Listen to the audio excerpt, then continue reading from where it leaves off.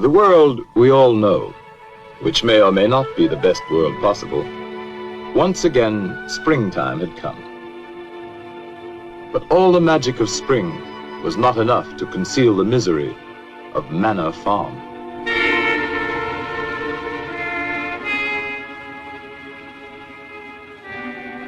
Once thriving and fruitful, the farm and its owner, Mr. Jones, had fallen on evil days.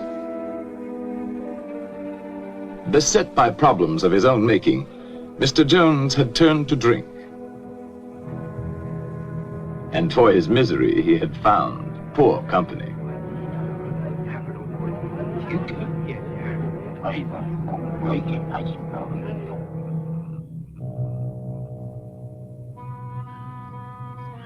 On the evening our story begins, it was later than usual when Mr. Jones came home from his drinking to make his rounds.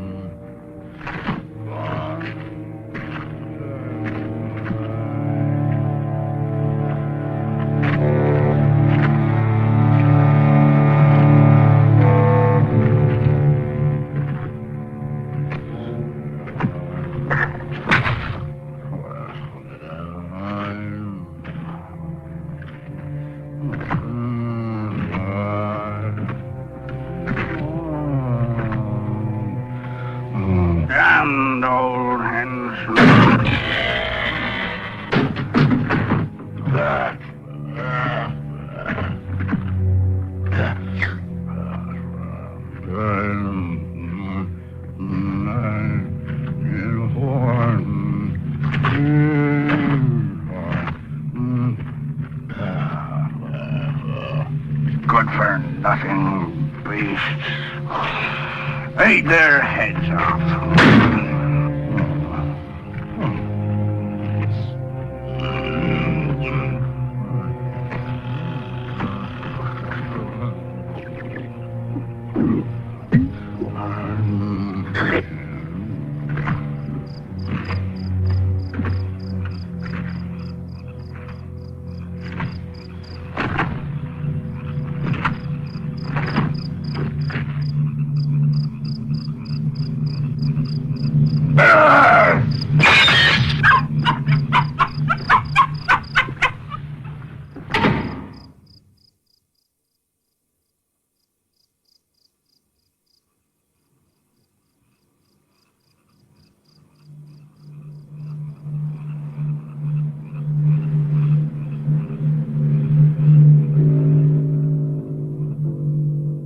On this night, all the animals had agreed that as soon as Mr. Jones was in bed, they would gather in the main barn for a secret meeting called by Old Major, the prize boar hog, who because of his years was regarded as by far the wisest of the animals.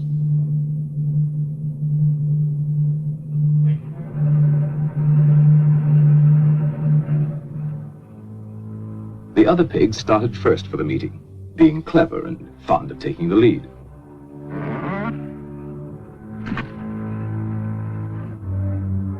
They were followed by Boxer, largest and strongest of the horses, and his devoted friend, Benjamin, the donkey. All the other animals, great and small, were anxious to get there, for such a meeting had never been held before.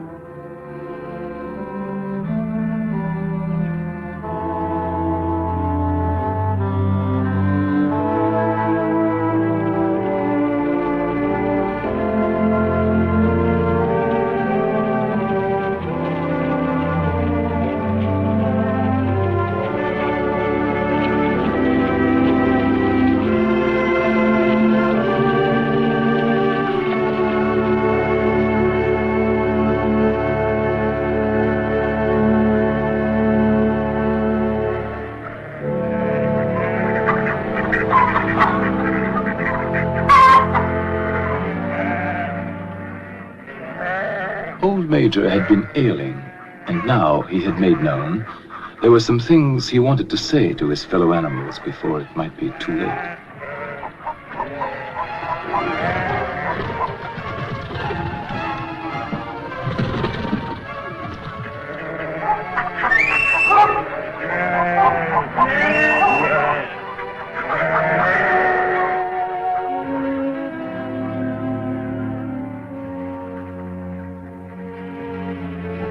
It took a while for all to find their seats. The pigs had taken up the best positions immediately in front of the platform. Among them, Snowball, determined to get a good view.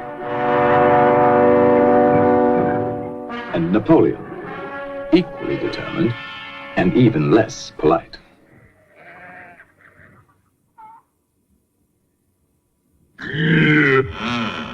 What was that?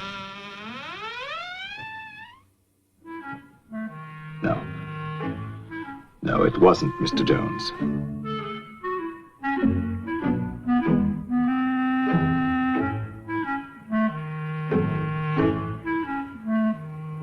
And at last, everyone could be settled to hear Old Major. My dear friends, I have lived a long life. I have had much time for thought as I lay alone in my stall. I won't be with you much longer, and before I die, there's something I want to tell you. Few of us will ever know the blessings of a peaceful old age. You, boxer, when you have given the last of your great strength, what then?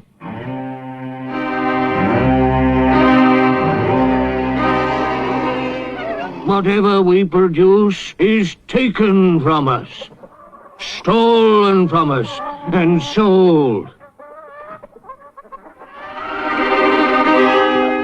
Our children are born to cold and hunger.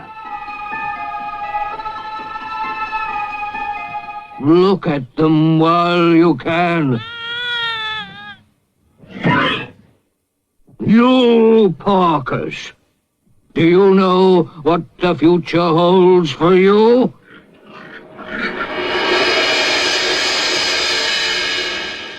Do we deserve such a fate? Is this farm too poor to support us all? No, comrades. When a farm is rich, but we'll never get our rightful share from Farmer Jones. Overthrow this evil tyrant, and we shall be rich and free. Courage! Revolt!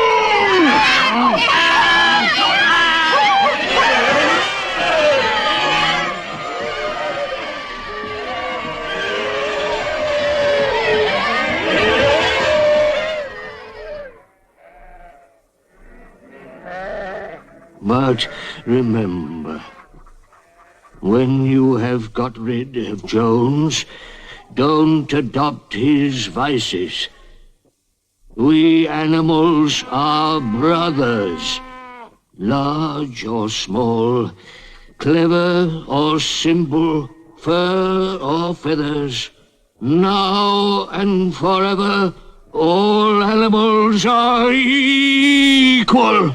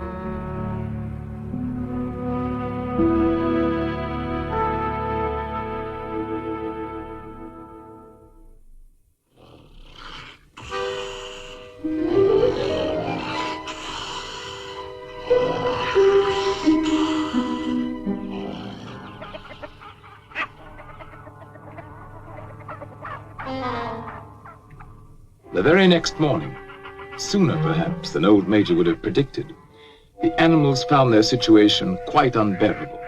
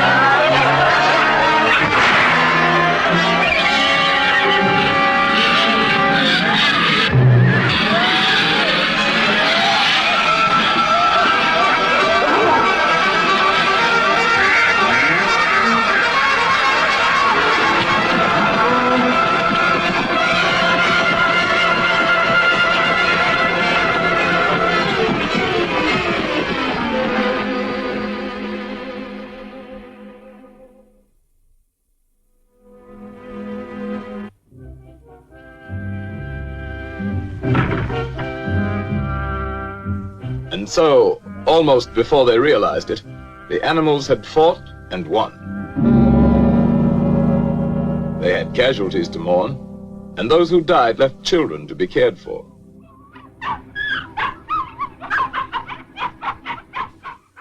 But Manor Farm was theirs, and they lost no time in destroying everything that reminded them of hateful Mr. Jones.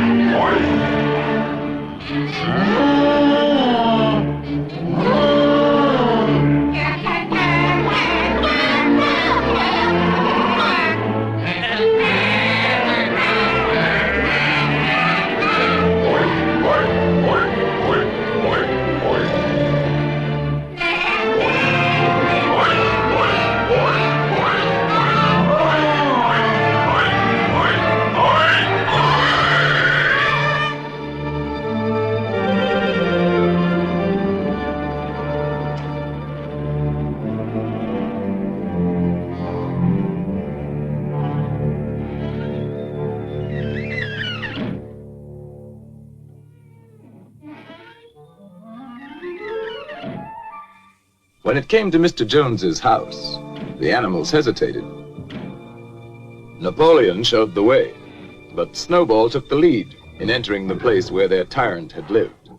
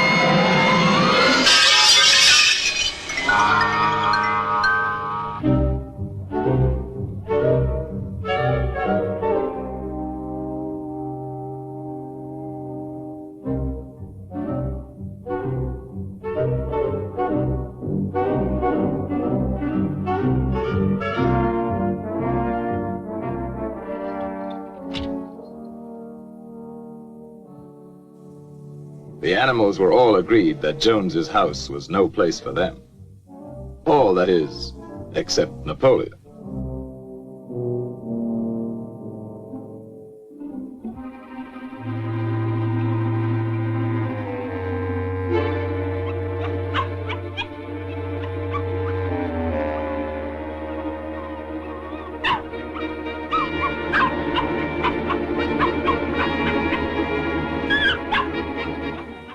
Meantime, Snowball led the other animals in organizing a new society, which they now named Animal Farm.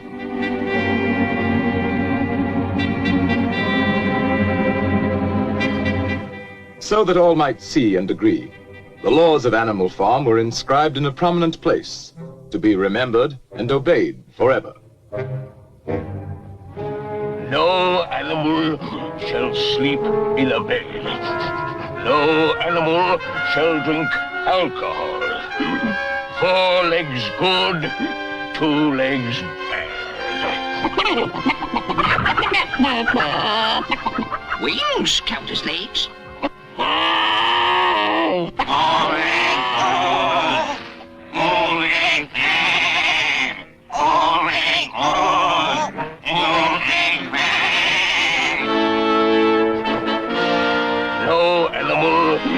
Shall kill another animal. All animals are equal.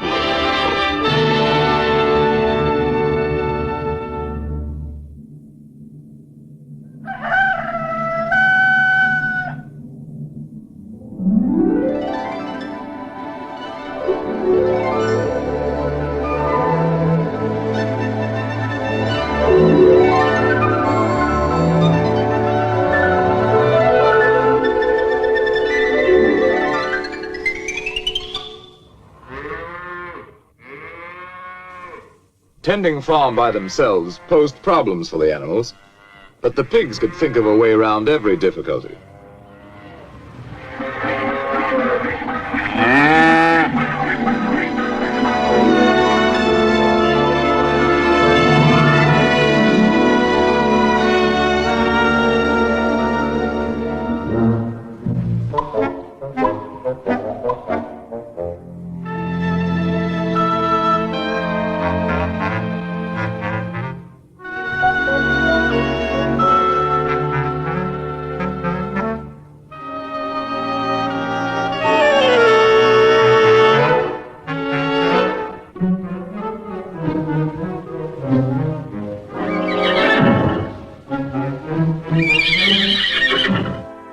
Boxer was the admiration of everybody. He had been a hard worker in Jones's time, but now he seemed more like 3 horses in one.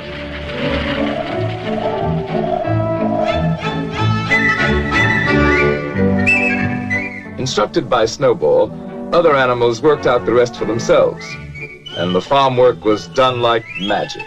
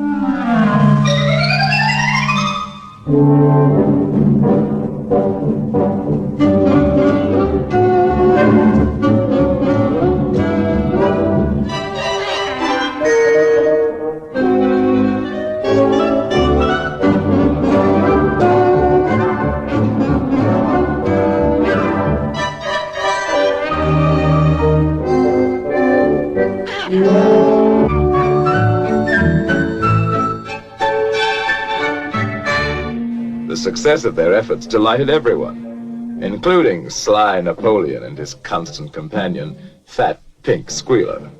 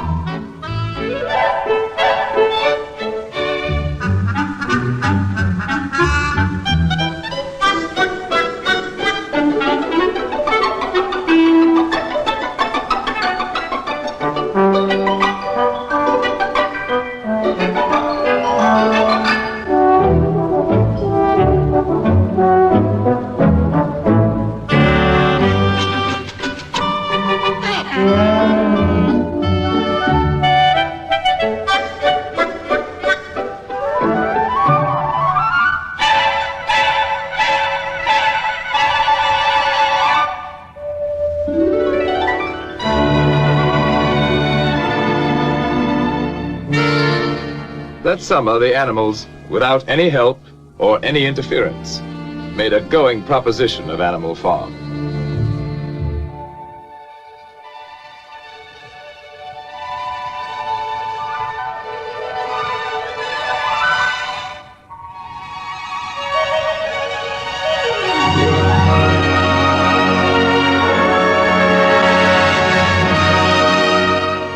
The fields yielded richly, and they were cut and gleaned with diligence and devotion.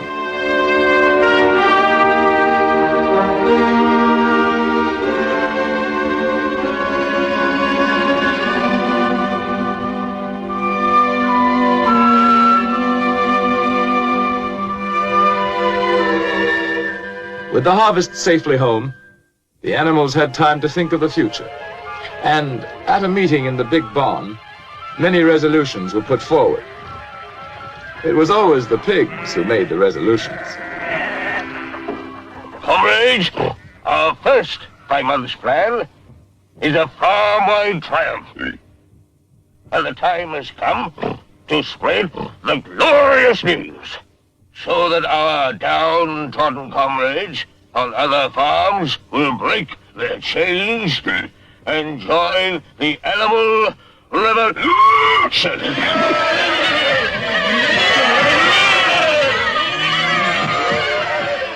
Go! Tell the wonders of Animal Farm to the world!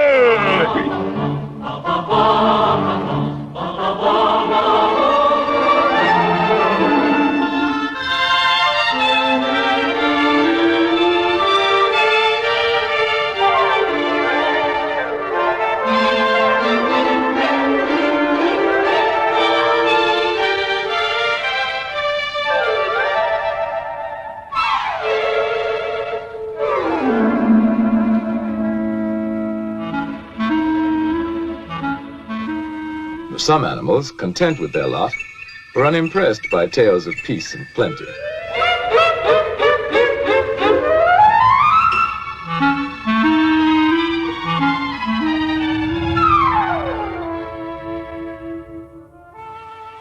Others, happy in their own surroundings, were alarmed at the thought of any change.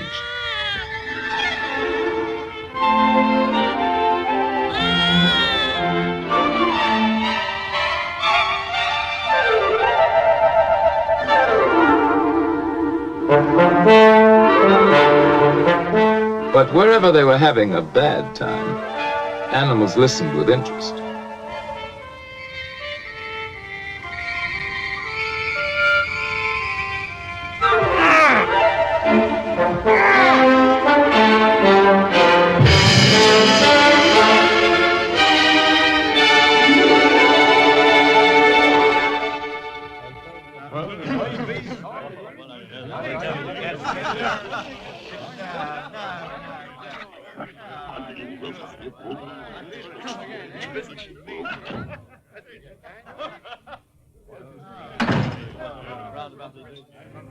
In certain quarters, the rebellious behavior of a lot of dumb animals caused indignation and much conversation.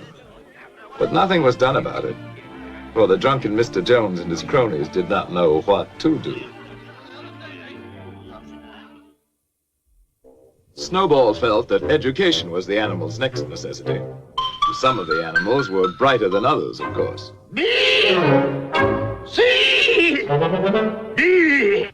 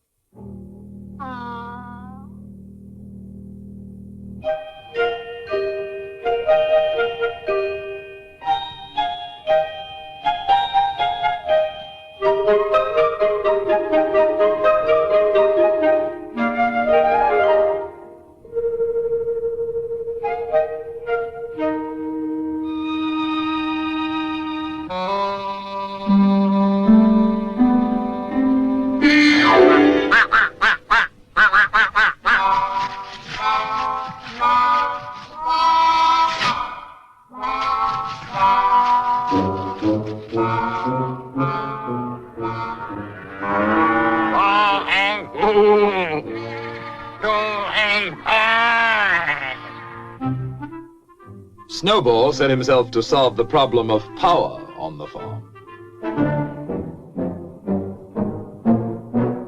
And so did Napoleon.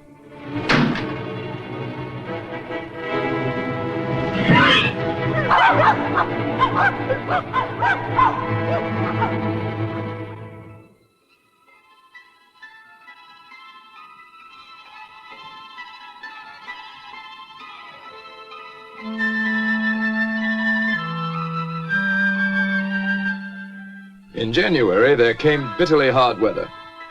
Inexperienced management brought shortages to Animal Farm. But Snowball continued his thinking for the future. And in such thoughts, he was not alone.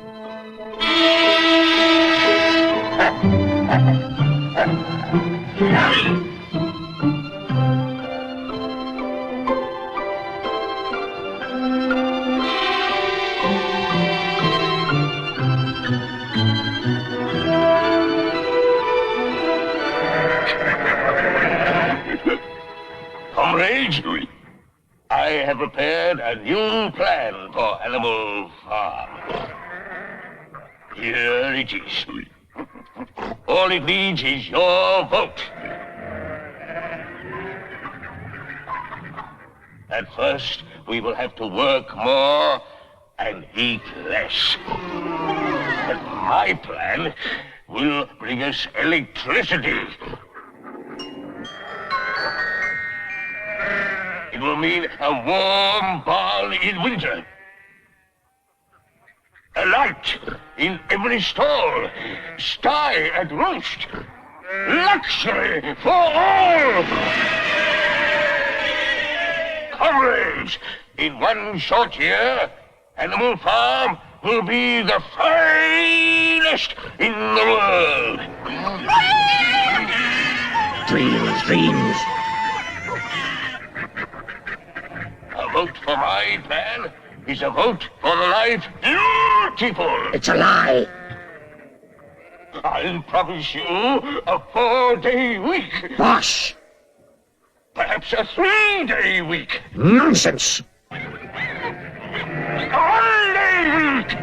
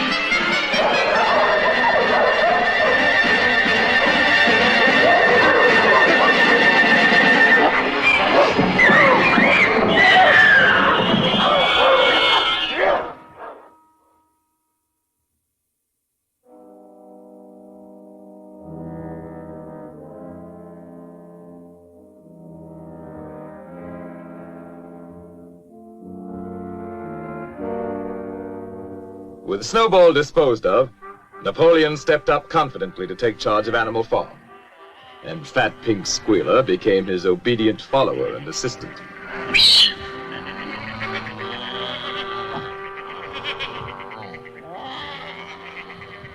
Comrades, Snowball is a traitor. What was he really planning? To bring back Jones. Now, let's have no more of these useless meetings. Eh? From now on, I'll protect your interests. And I'll make your decisions.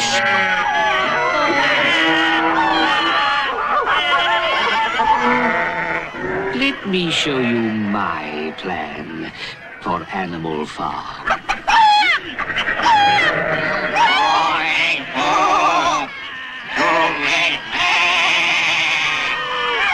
Hooray! For Napoleon!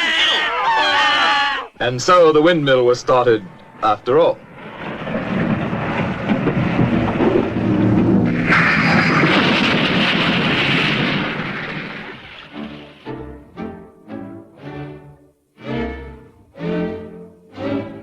Nothing could have been achieved without Boxer, whose strength was greater than that of all the other animals put together.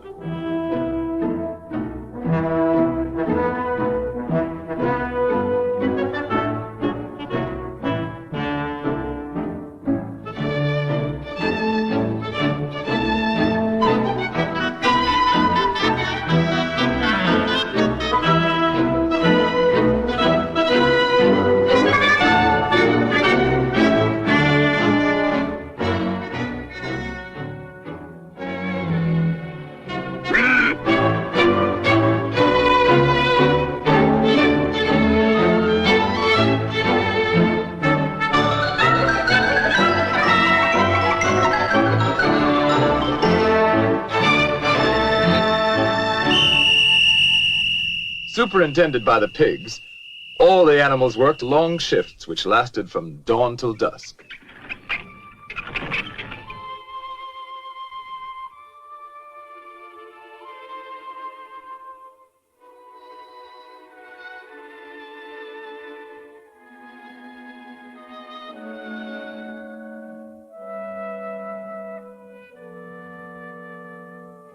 Rations were shortened for the workers, but the pigs, by virtue of their brain work, were plentifully provided for. But the greatest inspiration came from Boxer, who, with his friend Benjamin, worked early and late, in season and out.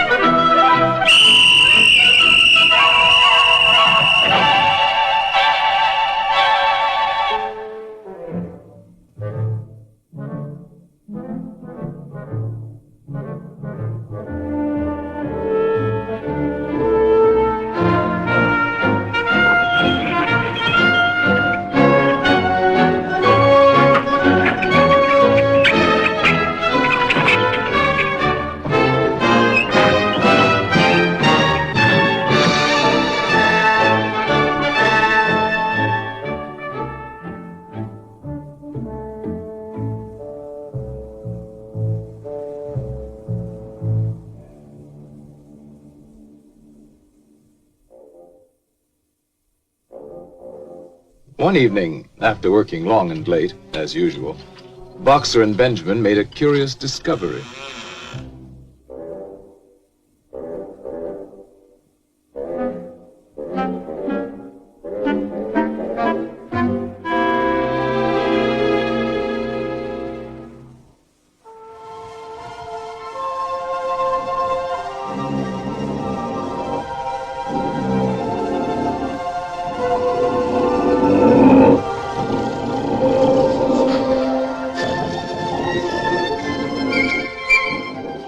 Word of what now went on at night in Jones's house spread quickly through Animal Farm.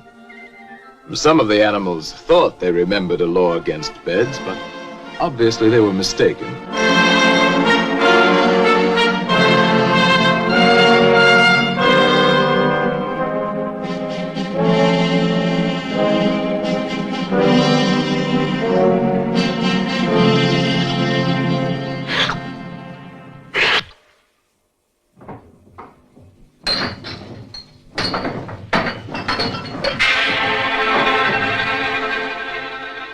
And now, other changes in the laws of Animal Farm were in store.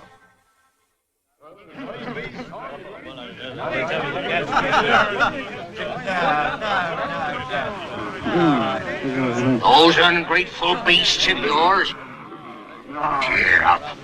This won't last. Another winter will bring them to their knees. Anyway, where are they gonna buy the things they need?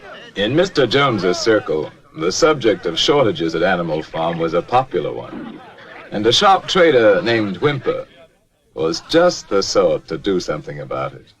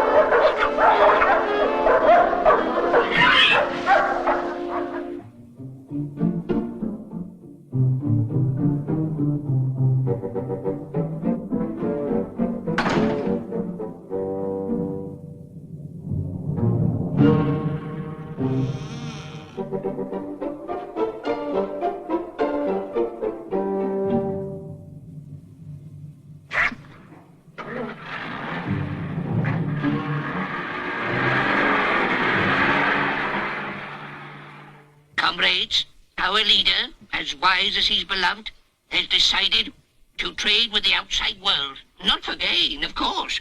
That would be unworthy of our noble principles. You, hens, are to have the honor of making the first contribution. All your eggs. I know how proud you are of this privilege.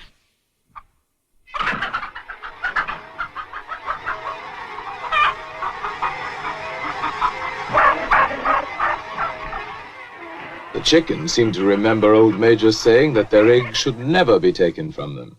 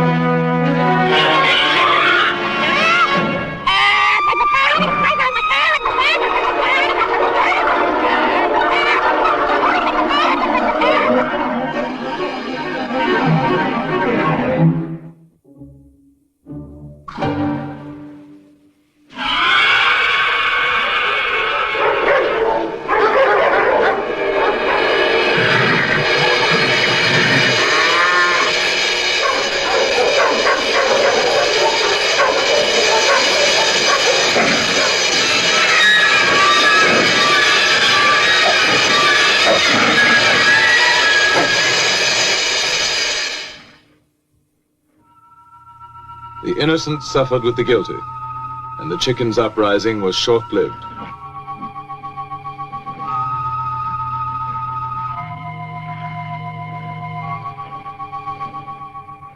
Comrades, I have made a terrible discovery. There are traitors among us. Yes, comrades. In league with Jones and Snowball. To destroy Animal Farm.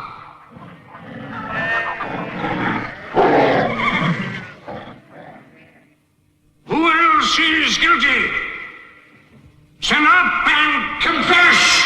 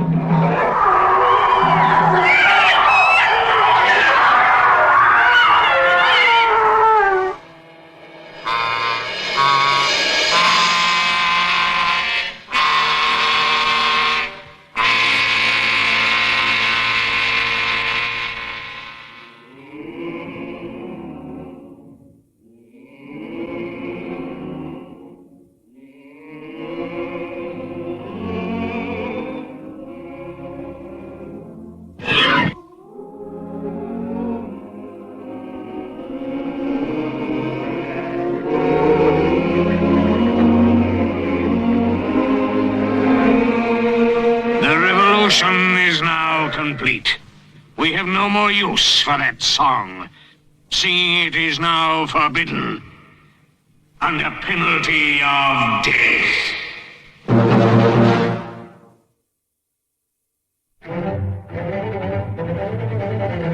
Trade between Animal Farm and the outer world now became quite brisk.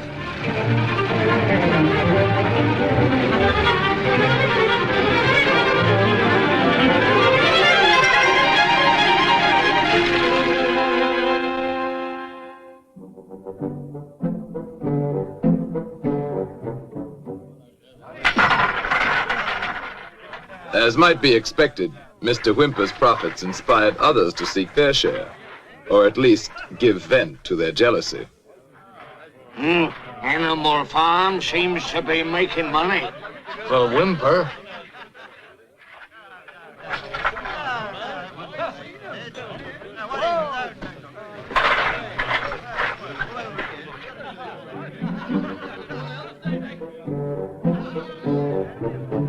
Who ever heard of animals running a farm?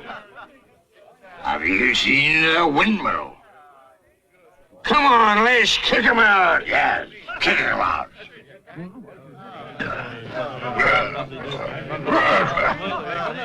The original owner was not invited to join this movement. His neighbors let him know his day was done.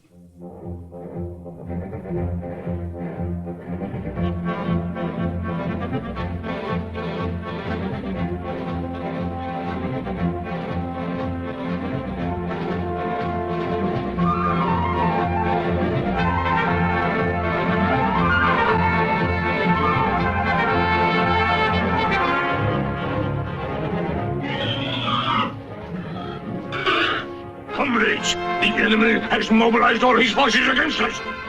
We must save Animal Farm from the hateful enemy at all costs.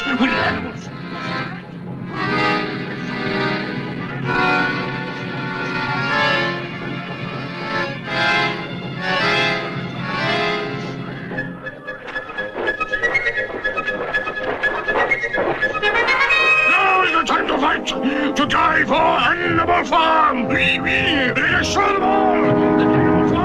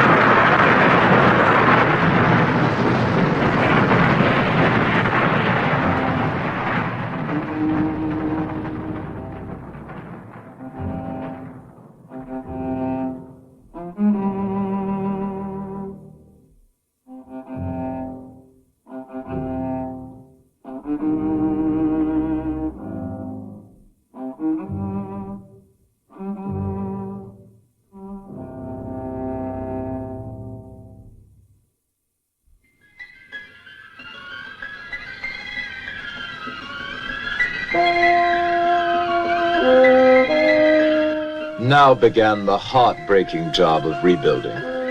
And as before, Boxer and Benjamin worked hardest of all. By now, supervision of the work by pigs was hardly necessary, so they had time for less laborious pursuits.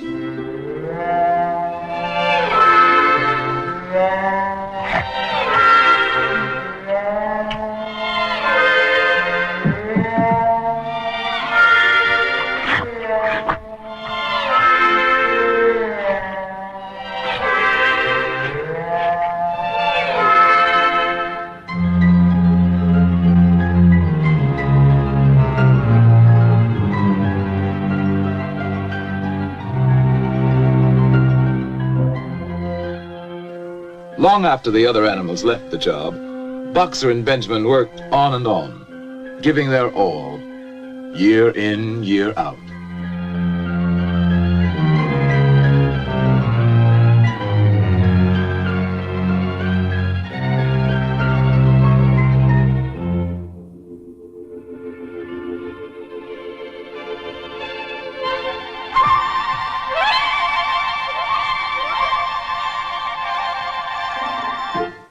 A new generation of pigs grew up, endowed with what were considered arts and graces very flattering to Animal Farm and its presiding genius.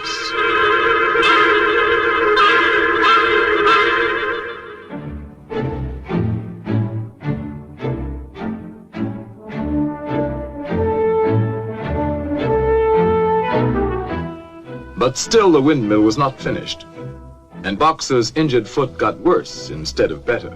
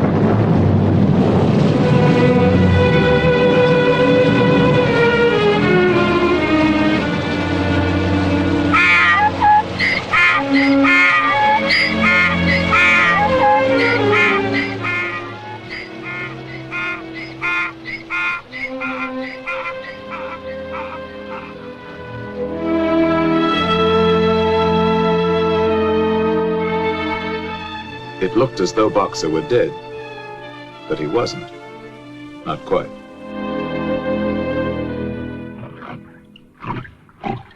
Boxer's hurt bad. He'll never work again. What do we do? While Napoleon and Squealer made plans for Boxer, Benjamin predicted he could look forward to a well-earned rest and retirement.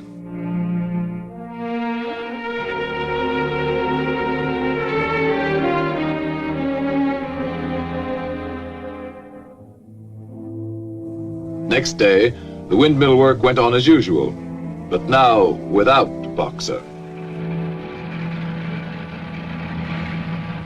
And during the morning, what appeared to be an ambulance arrived. Only Benjamin suspected it wasn't an ambulance.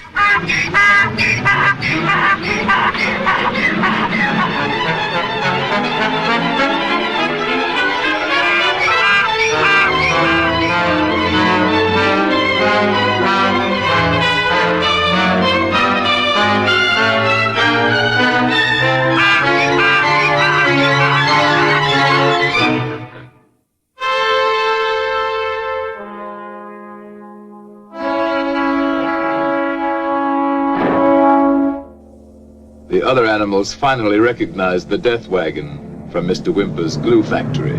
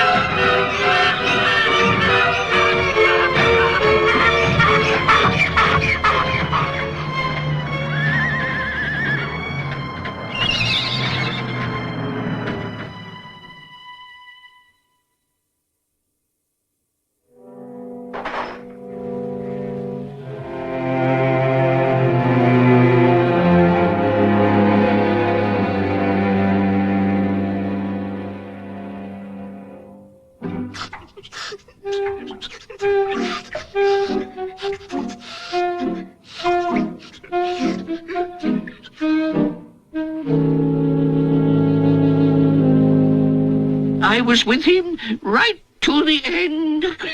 His last words were, "Forward, comrades! Long live Napoleon!"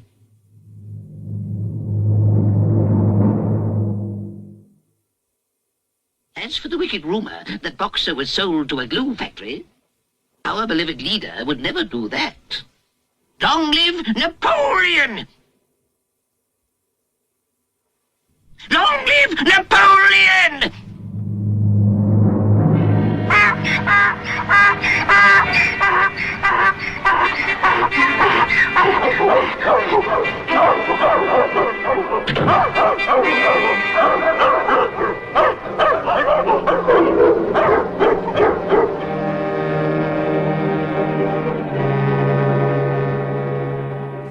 And that night, the pigs drank to Boxer's memory in the whiskey they had bought with Boxer's life.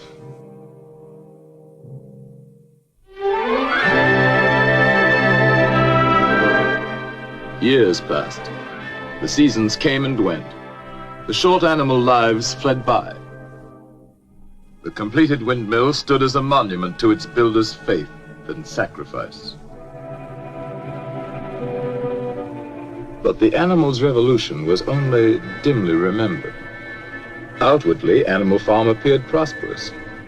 But the animals themselves were no better off, with the exception of the pigs and their supreme leader, Napoleon.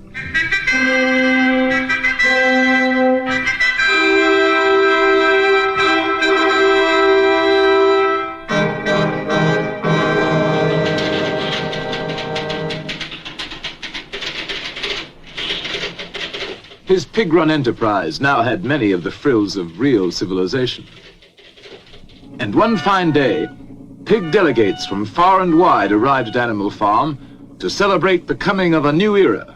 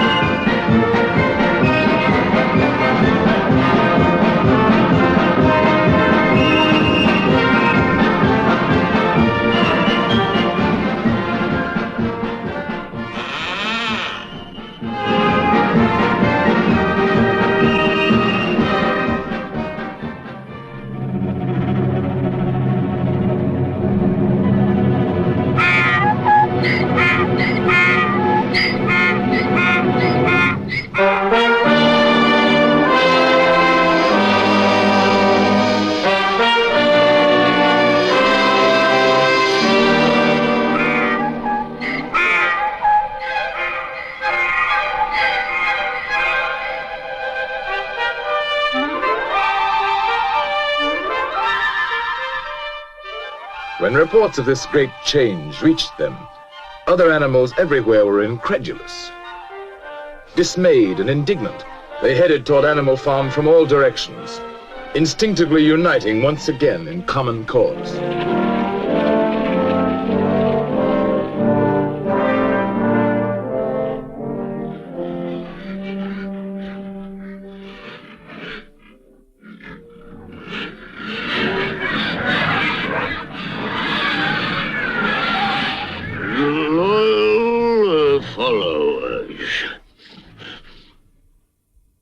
On farms owned and operated by pigs, there is order and discipline. Our lower animals do more work and eat less than on other farms. This will encourage you to make your lower animals work even harder and eat even less.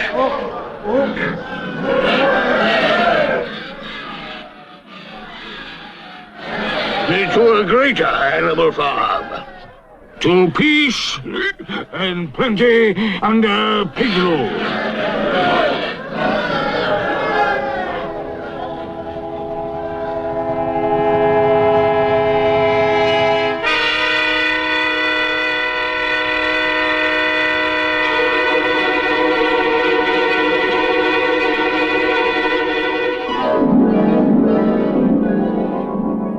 to the day when pigs own and operate farms everywhere.